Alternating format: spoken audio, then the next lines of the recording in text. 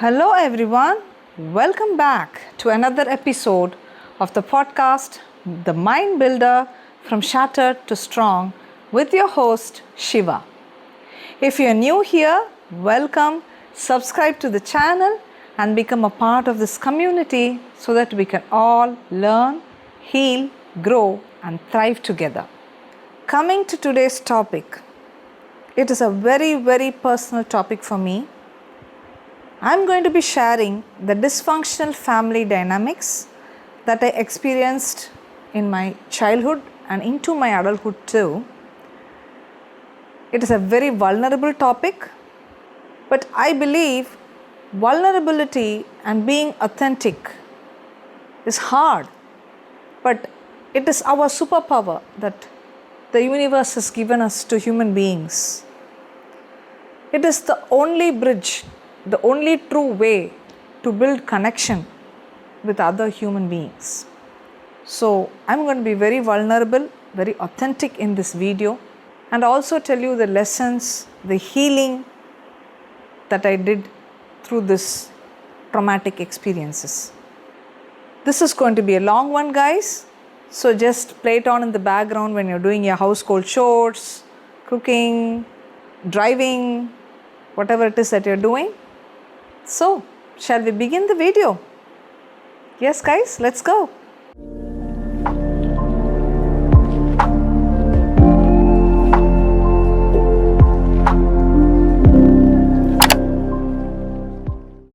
I am going to be speaking about the truth, how these dysfunctional, unhealthy family dynamics affected my mental and emotional health. As a disclaimer, I would just like to say that this video is not about blaming anyone or labeling a person as good or bad. No. This is about what I went through. This is about my truth. And also, I am not speaking on behalf of my siblings because their dynamic with my parents is different and I had a different dynamic with my parents. Even from my childhood, I had this phobic sense of fear. I had developed a phobic sense of fear, anxiety around my parents. I took on the discipline and the strictness they exhibited very personally and I imbibed it very well inside. So I was always anxious around them. I would hide it by being humorous. My parents are not bad people.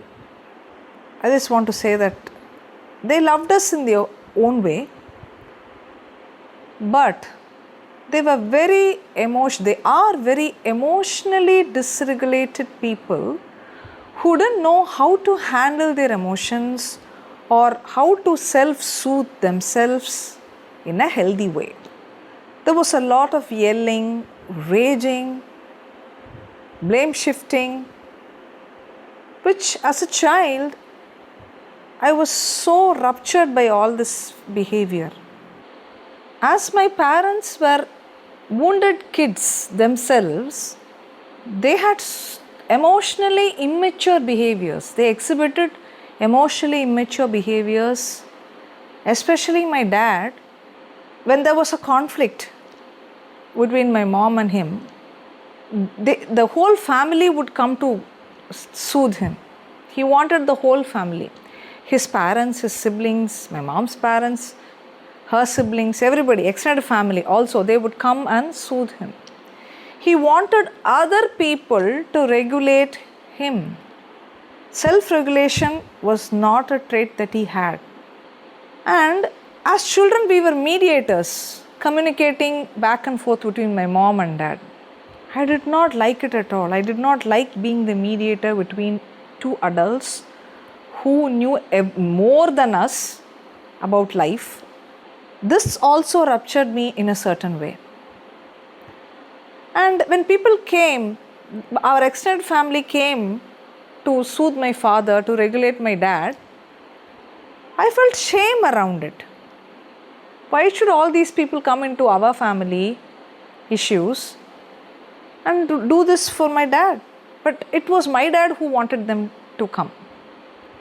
So I felt uncomfortable by this pattern. As a kid, I was coping with uncertainty. It was difficult for me to cope with that uncertainty in life. We would never know what would happen next. From the outside, everything looked fine.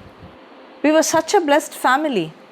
But there was this certain unhealthy, emotionally unhealthy family dynamic which my father led the way, and we were following it.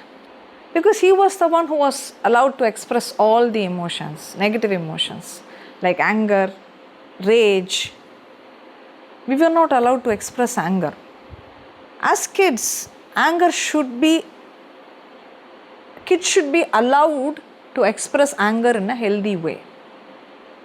Suppression of anger and suppression of speaking the truth will lead to anxiety, depression in the future years. Throughout the 40 years of my life, I've suffered from codependency, hypervigilance, fear of conflict, not able to say no, not able to stand up for myself.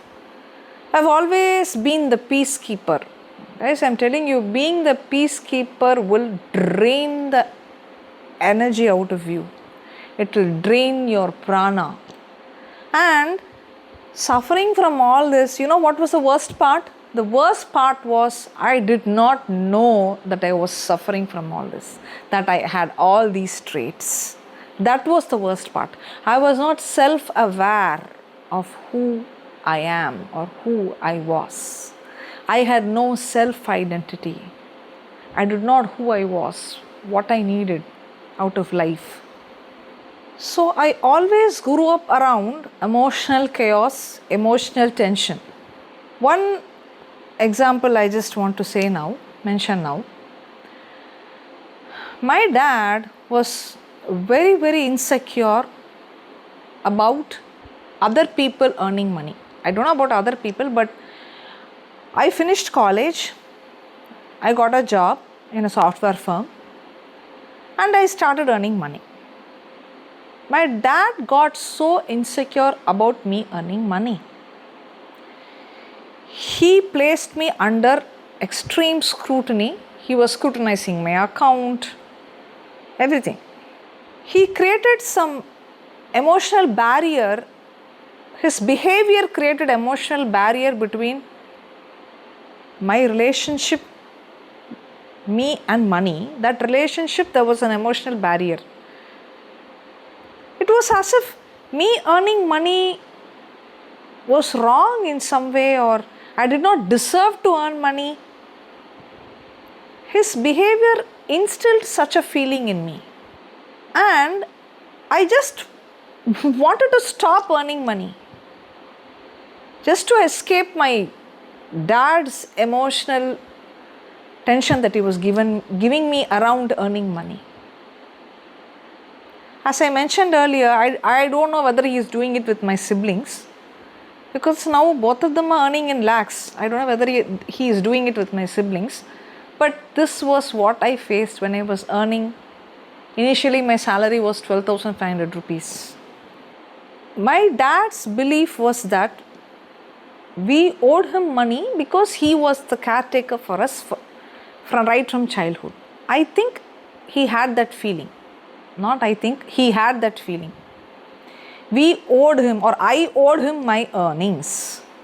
Yes, there's nothing wrong in helping your parents with your money, but there shouldn't be any emotional tension put on the child.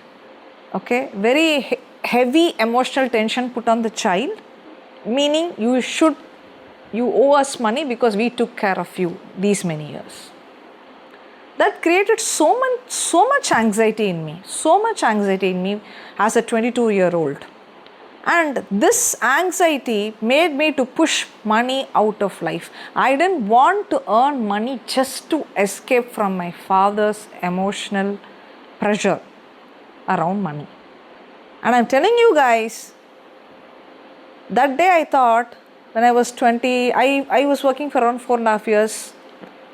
When I left my job for a personal reason, I thought, thank the Lord My father is not going to scrutinize me hereafter because I'm not earning money. Then from that point on, the universe heard my word, literally heard my word, and I've not earned a single penny till now. There was an anxiety, there was an emotional barrier that was created between me and money, because money is energy. Money is energy. So this emotional chaos and emotional pressure and emotional tension is an unhealthy family dynamic. See, by dysfunctional family dynamic, I mean it can be anything. It can be even partiality among the children of the family. The parents will show likeness towards one child and ignore the other child, or just deny that there is no partiality. The child who is a recipient of this partiality will feel hurt, will recognize the pattern, and it will create a trauma wound in that child. So this is a very simple example. It is prevalent in so many families, guys, but usually parents will not accept that. There are also healthy families where there is no partiality, but there are also families where there is partiality among siblings. In my family too, it is happening. My mom has shows favoritism towards one child. She might not accept it, but actions speak louder than words, right? Some actions show her favoritism towards one particular child. So that also creates trauma in the other children of the family. So it can be as simple as that. The next unhealthy family dynamic which I faced was projecting trauma wounds. This happened so many times in my life, but in one particular situation it was very intense. I faced infertility for the first 12 years of my marriage. I conceived after 12 years. I became pregnant naturally after 12 years. And I was an unaware human being that, as I told you, who had all these unhealthy traits in me. People pleasing, codependency, etc. etc. When I got pregnant with my child at 35 years old. My mom had come to stay with me. She did not come alone, guys. She came with her own baggage of emotional trauma. She followed my dad's footpath, and due to some personal reasons, she was in a very dark, deep, wounded place in her life. So she came with her own baggage of trauma wounds to take care of me during my pregnancy. Now, I was very fragile during this period because I had gotten pregnant after 12 years. I had faced a miscarriage before this. During the first miscarriage, the only miscarriage which I had, there was no one around me to console me. I had overcome that miscarriage and I had conceived naturally. So I was very fragile during this pregnancy, very anxious during this pregnancy. So my mom, instead of healing and looking at herself, looking at her own trauma wounds, she started projecting those trauma wounds onto me. Because first she had a person to relate. I was also very, very heartbroken because of my infertility. She was heartbroken because due to her personal reasons, and she was relating to me in that way. Now, I got pregnant and she is still in her deep dark place. So she started projecting those trauma wounds onto me by constant criticism, constantly picking fights for no reason with a 35-year-old pregnant daughter. She would just go lock herself up in a room from morning till evening. She would not come out. She would not even eat her lunch. I would be like knocking on the door and just going and asking her what happened. I would be pregnant at that time. What happened? Why are you not coming out of the room? She would be like, think about what you did yesterday. That's the reason I didn't come out of the room. I didn't talk to you today. Think about what you did yesterday. This really broke my heart, guys. As a pregnant lady, as a pregnant mom, hearing this from my own mom broke my heart. And she was like, You got pregnant. You're now happy in your life. See, I'm still stuck in my own trauma, in my deep dark place. Who will save me? You got saved, you escaped. So, she couldn't relate to me anymore just because I got pregnant. If I hadn't gotten pregnant, she wouldn't have projected the trauma wounds on me. There was not one single day that I spent peacefully when she was with me during my pregnancy. I was the same old, anxious, 4-year-old girl. Even as a 35-year-old pregnant woman, I was the same frightened, anxious little girl around my mom during my pregnancy. My mom was always, her nervous system was always in the fight response. She was of the belief that nobody truly loved her. Everybody was out to get her. This was her core beliefs. On the other hand, I, as you all know, the people pleaser, the codependent, I was in the freeze response. Yes, I would stand up for myself here and there, but it would always end up in huge fights. And in every fight, she was the victim. She was the victim, not others, not anybody else. She was the victim. See, when you have that victim mentality, when you're deeply wounded and you have the victim mentality, you will think that everybody is out to get you, everybody is out to hurt you. Whatever other people say, it will never satisfy you. You will be projecting your own wounds onto others. Hurt people will hurt other people. So if you are facing this in your family, if you are an adult, you might be doing this to your own children. Work on your own trauma wounds. Look at yourself. Work on them. Seek a therapist's help, because I recommended my mom to seek a therapist's help. She refused it completely. Seek a therapist's help. Heal your trauma wounds. And don't project it on your children. Because us parents do this because children can't respond to us, in an adult-like manner. Little children, I mean. Even as a 35-year-old, I didn't respond to her in an adult-like manner. I responded with a freeze response. I just kept all the feelings, all the hurt, all the depression, anxiety, just pushed it inside me, suppressed it. This was happening when I was pregnant. Full suppression. If I talked, I know it would end up in a fight and she would be the victim. So, projection of trauma wounds. Guys, if you're an adult, deal with your trauma wound. Go to a therapist, go to a life coach, seek professional help. This type of emotionally immature behavior from my mom ruined my life after I had my baby. It just took over my life.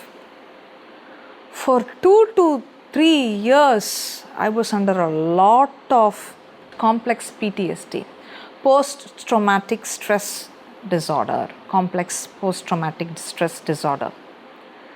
I suffered a lot emotionally, silently. I did not express any of it to my family members. My husband knew a little here and there. He knew what I went through, but when he came to my support, it was met with a lot of criticism from my family. So he just went his own way. You deal with your family, it is your responsibility. I suffered the most, guys. I would like to say I'm a survivor of the mother wound. I spent my nights and my days with an infant, with a toddler. That time was COVID. We were all alone in our house. So most of the days were spent crying, thinking about the same situation, replaying the same situation, whatever happened during my pregnancy. Because it was during the most vulnerable, fragile period of my life, it affected me so much mentally and emotionally. Okay, now going to the next one, unhealthy family dynamic. Unhealthy family conflict resolution. There is no healthy conflict resolution. Whenever a toxic person does something, it gets hidden under the rug. Nobody talks about it. Now, COVID is over. My son is around 3.5 years old. He was around 3.5 years old. I had visited my youngest sibling's house to see her baby. She had a baby, so we went to a house to see her baby. She is just the replica of my mom. So it was 2 days before, one day before we were about to leave. It was a Saturday, I believe. It was a holiday. Sunday we were about to leave, and we had a huge spat going on. It just came out of nowhere. If you ask me the reason, it was a simple, very, very kiddish reason. I don't even want to mention the reason because there was no reason. But it became a huge spat. As you all know, like my mother, her usual stress response is fight response. She was yelling, raging, spitting out criticisms which were not even true. And I, as usual, taking it with the freeze response. I started crying. I didn't know how to stand up for myself. You all know, right? I don't know. After facing my mother's emotional dysregulation, after 3.5 years, this happens. My youngest sibling is just mirroring the same behavior to me. On that day, I had this realization. Can you look at the generational trauma pattern? My youngest sibling is just mimicking my mom. I don't know what she was going through, what wound she was going through, or what stress she was going through. She was projecting it entirely on me in a very unhealthy manner. She could have just talked about it. See, I'm going through this. I will not be able to do this. In a healthy manner, right? No, but that was not what happened. See, people's intentions may be good or may be bad. I don't know, guys. But what matters is what actually happened. I'm talking about what actually happened. Their intentions would have been good or would have been bad. I don't know. My mom's intentions, my younger siblings' intentions, I don't know. They would have been good or bad. But I am telling the truth of what actually happened and what I went through because of it. You have no right to project your wounds on another person. Who gave you the right to project your wounds on another person in an unhealthy manner? It's just a family. It's just our family. We can just talk it out later. She will anyways come and talk to us, right? That's the thought behind that. We left her house immediately. I didn't want to stay there after that because I was bawling my eyes out. I told her we are leaving today. My father was not there during what I went through with my mother and during what I went through with my youngest sibling. He didn't know what actually happened over there. Okay, we left the house immediately with my 3.5-year-old and my husband. And we came back. She lives in a different city. We came back. We came back midnight. The middle of the night with a 3.5-year-old. I was heartbroken because I was facing the same thing with my mom, which I faced with my mom, with my youngest sibling. I was totally devastated seeing the generational trauma pattern in my family.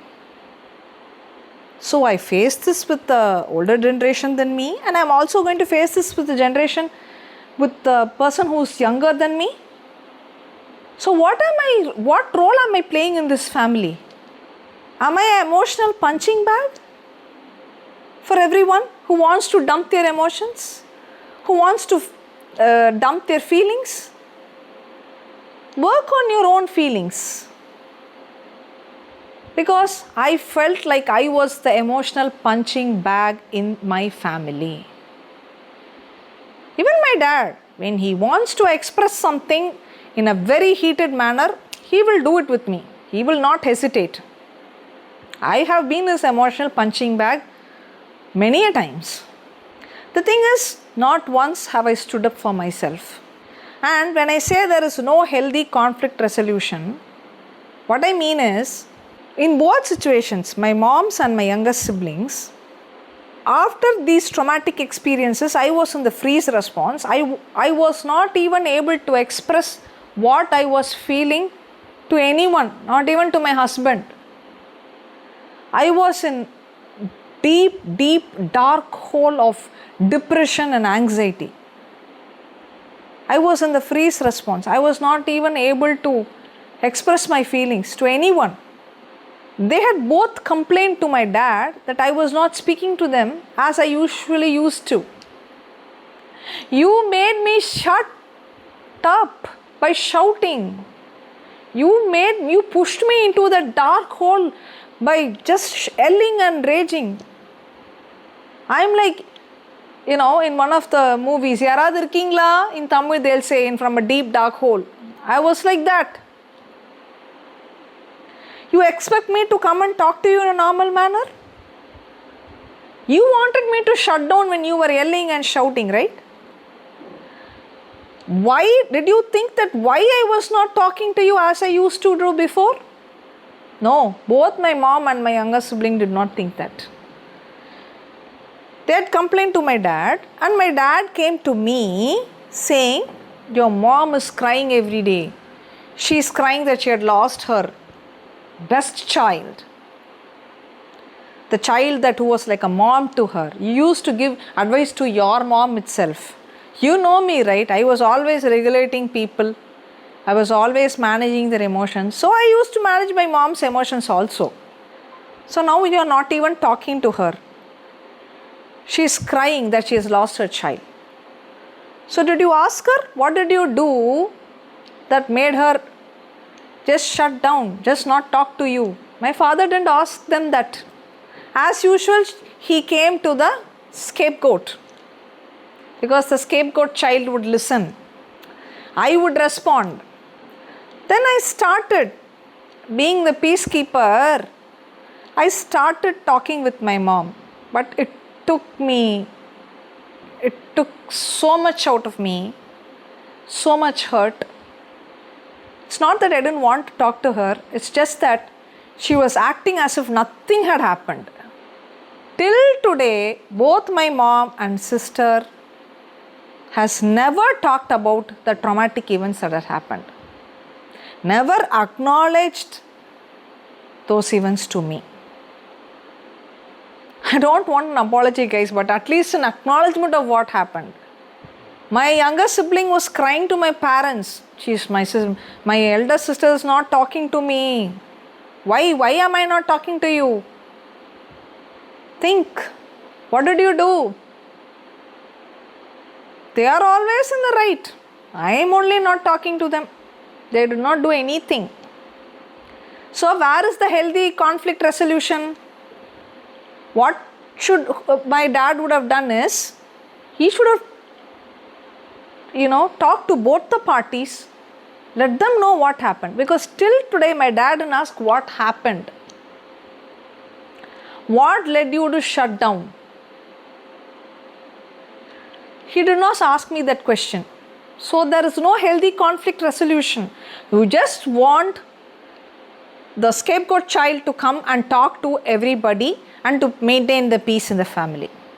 Look good from outside. That's it.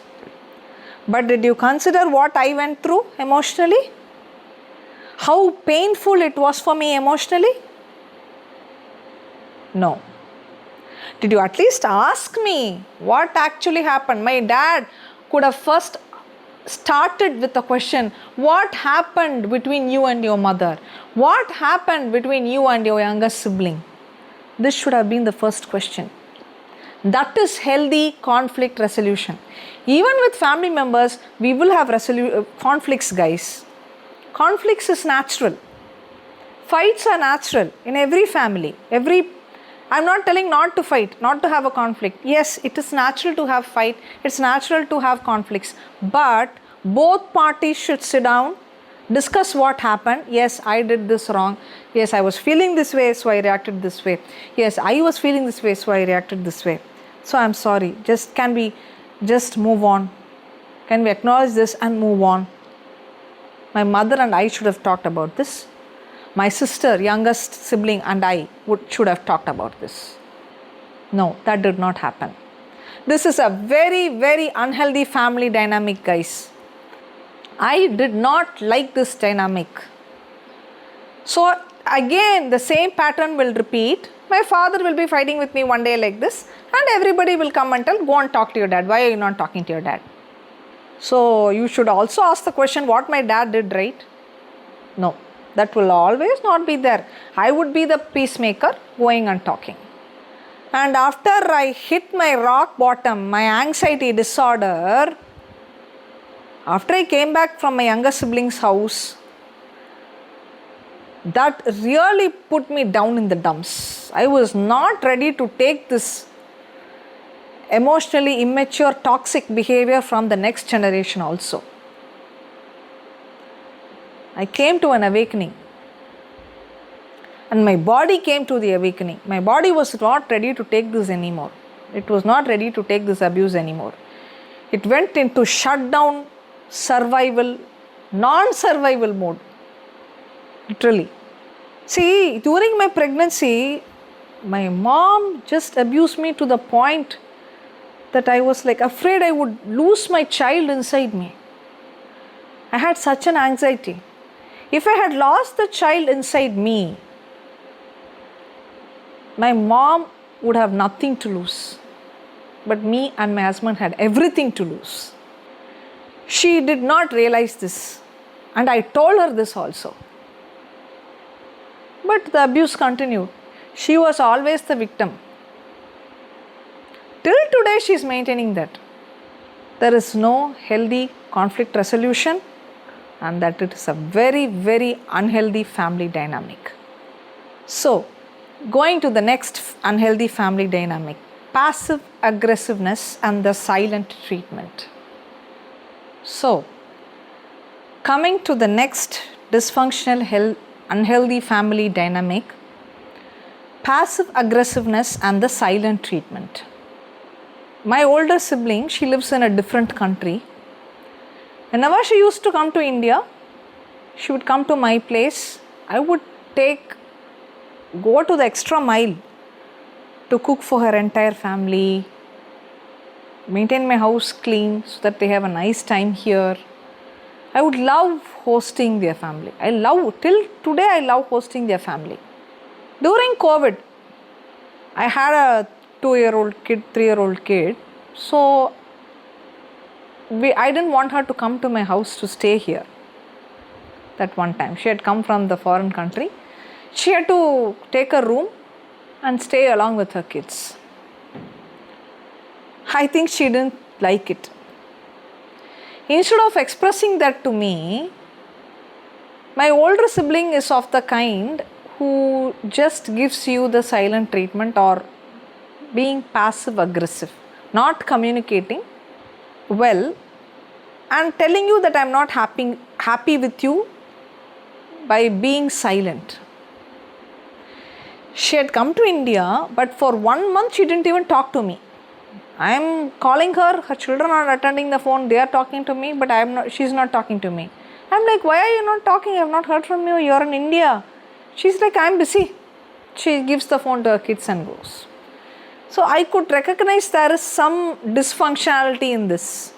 This was an abnormal behavior. See, this passive aggressive behaviors, you know something is wrong, but that person is not expressing it to you. And when you ask them, they are like, nothing. I'm busy. Everything is okay. So when they react in that way, it really confuses you. I felt so unhappy.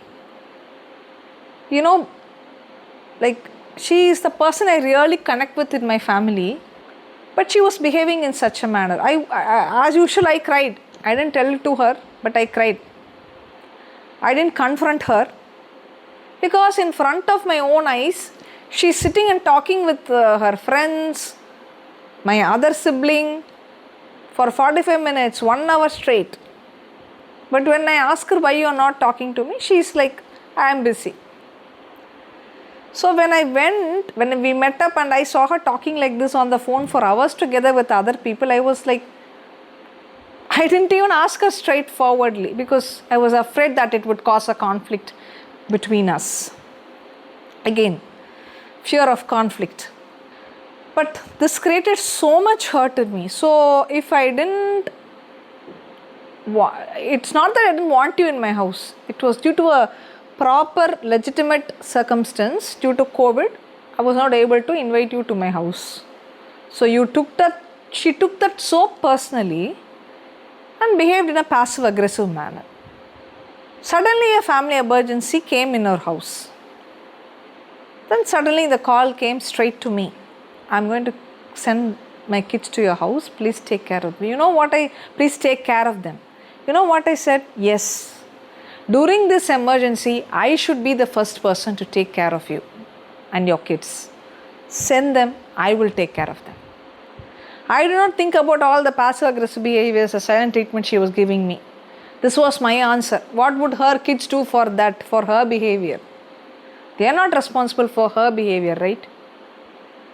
I am not putting myself in the good here and putting my sister in the bad here, guys. No. But I am just telling you, passive aggressive behaviors in family, silent treatments in family will really confuse the person who is the recipient of that. I wanted to express myself so many times, but I got stuck in the freeze response. It's not that I didn't want to express. I didn't know how to express. I was programmed like that from my childhood. So through all these unhealthy family dynamics, I sought out a therapist's help. So she helped me.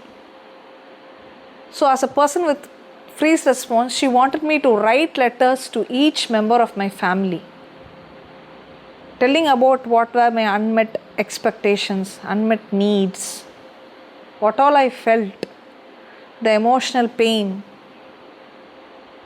So I wrote letters to all my family members. I let out all my repressed feelings. She told me to read them to them, but I was not okay with that. She told, okay, if you're not okay with that, don't read. I didn't want anyone to know about this. So I didn't want to read it to them, but there are so many untold things that I have that I was not able to express. I didn't know how to express. That is different from giving the silent treatment. I was not out to get them. Let me be silent, then only they will know. No. My behavior is freeze response.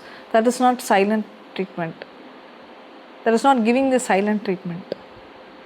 I was not able to talk. I was not able to express. I was frozen.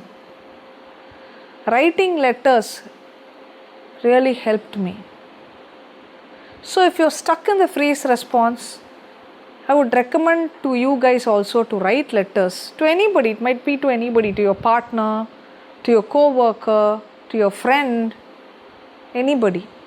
If you have emotional pain that has been suppressed, anger that has been suppressed, just write letters. Just be plain, just be truthful, be vulnerable, be authentic. Don't be afraid of anybody. Just express your true emotions and needs in those letters. That really helped me to get out of the freeze response. Now I'm talking to all of my family members because I got out of the freeze response. Yes, I'm talking to all of them. I love all of them. I want to maintain a healthy relationship with all of them. But I don't want to be the people pleaser, the codependent, the peacekeeper. No. I want to be the healthy, authentic version of myself with my family, which would make me happy and also make them happy. Now make them realize that, okay, this is who she is. I would be happy being that with my family members because I love them. So, where do we go from here? How do I move on? Yes, I got hurt. How do I move forward? How do I heal? Nobody can change the past. And replaying the past again and again, and in the fight response, fighting with them again and again in my mind. In my mind, I was doing that. I was in the fight response with them inside my mind. I was giving responses to their, whatever they were telling me in my mind. I was fighting with them in my mind. That's not healthy. You know what is the healing feeling? Grief. Because I experienced grief after all these traumatic events. Yes, grief is the healing feeling. See, I've written, grief is the healing feeling. Shock is the beginning of grief. Then comes depression, denial, anger. After anger comes hurt, sadness, remorse. You go through all these stages of grief before you heal. I will hold all of my family members accountable, even including me, for what all happened to me, because I was not able to stand up for myself for what happened to me. So I hold all of us accountable in this unhealthy family dynamic. Accepting our grief, validating our grief, addressing it is the right next move. Don't suppress it. Don't think that it's bad to feel grief. That is the way of healing. That is our nervous system's way of healing. So what do I want to build from here going forward? I can build whatever I want, because I now know who I am, what I want and what I don't want. So I can build from scratch based on love for myself and also for my family. Sometimes I feel sad about my unhealthy family dynamics. It is true. I feel helpless. But I also feel hope. You can hold dual emotions. Only feeling sad and only feeling hopeless. It is not the right way. It is also okay to feel sad and helpless and also feel hope. Because I don't want trauma to dictate my life here onwards. My trauma to dictate my life here onwards. Coming out with hope after trauma is my superpower. I want to harness it. I wanted to harness it, and that led me to start this channel to help people in whatever little ways I can through their own healing journeys, through their own trauma wounds. We have come to the end of the video, guys. So let me know in the comments below what you thought of this video. Let me know what unhealthy family dynamics that you are dealing with, that you are coming out of. What are the trauma wounds that you are healing from? Let me know your thoughts. Let me know your comments about all of this or about this video. Like and subscribe to the channel. And those who wish to seek professional help, I am a life coach in mental and emotional wellness. So I will link my WhatsApp number down below. If you want one-on-one sessions with me, you can contact the WhatsApp number. And also I will link the other of my videos. I'll give the links down below, so you can watch all of my other videos too. So until we meet again in another episode, take care and bye, guys.